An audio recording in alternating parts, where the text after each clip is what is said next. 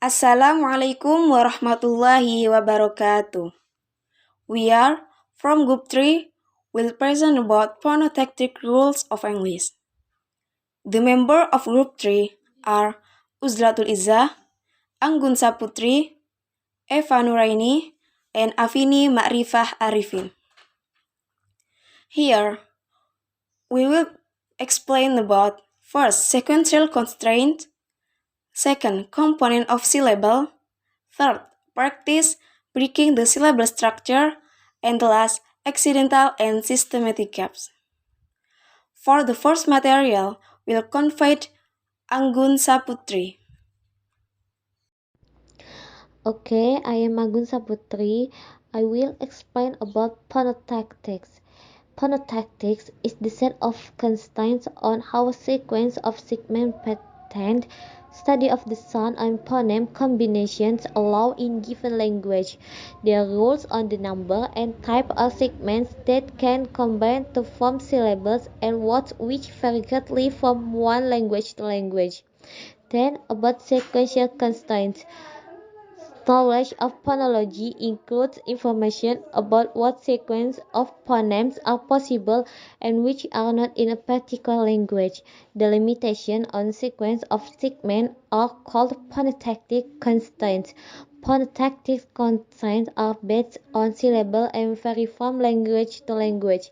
Sequential constraints in phonology refer specifically to the clusters of sounds that you are allowed to use when making words happen. First, in English, two stops cannot begin a syllable.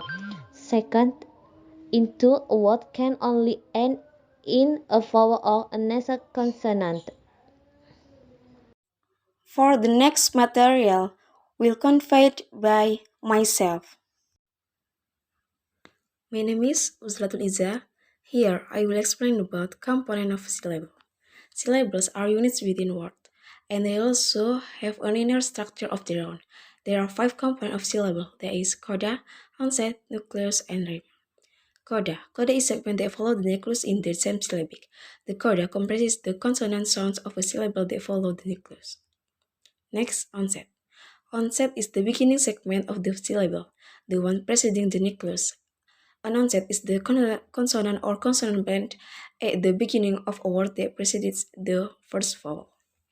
Next, nucleus. Nucleus is a syllabic segment that forms the core of a syllabic. The nucleus is the central part of the syllable, most commonly a vowel. In addition to a nucleus, a syllable may begin with an onset and end with a coda. But in most languages, the only part of a syllable that is mandatory is the nucleus. Next, rime. Rime is the nucleus and the coda of a syllabic in a word. A rime is a repetition of similar sounds, or usually exactly the same sound, in the final stress syllables and any following syllables of two or more words. Every syllable has a nucleus, which is the most sonorous part of the syllable, a vowel or another sonorous sound. If there are consonants which are less sonorous, they make up the onset and the coda of the syllable. And in the middle of a word, onsets are greedy. They will take as many consonants as they can, within the constraint of the grammar of the language. The name for the most sonorous part of a syllable is the nucleus. In a typical syllable, the nucleus will be a vowel, produced with an unobstructed vocal tract. The segments that come before the nucleus are called the onset. And if there are any segment after the nucleus, they are called the coda. The nucleus and coda together form a unit that we call the rime. And linguistics like to use the Greek letter sigma to label the entire syllable. Example in the word cat. Word cat, C is the syllable onset, and A is the nucleus, and T is the coda. A syllable doesn't necessarily have to have an onset or a coda, depending on the language, but a nucleus is always present. If a coda is present in a syllable, the nucleus and the coda form a single unit called a rime. Otherwise, the nucleus makes up the rime by itself. Looking at word cat again. The word cat, A-T, A, forms the rhyme.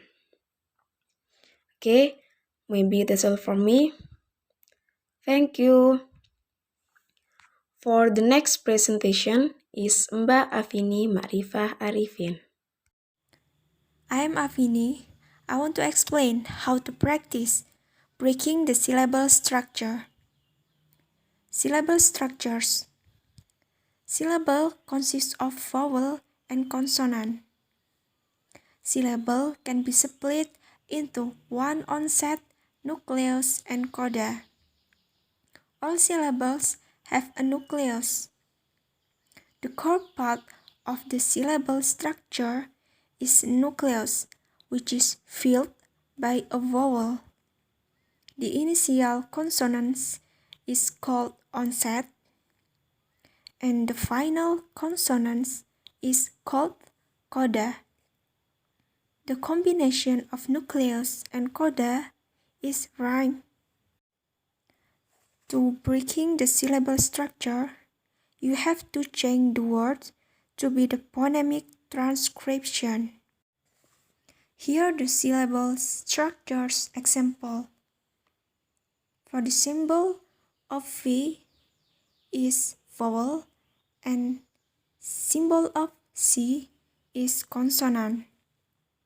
First is syllables just contain of V. For example, I, oh.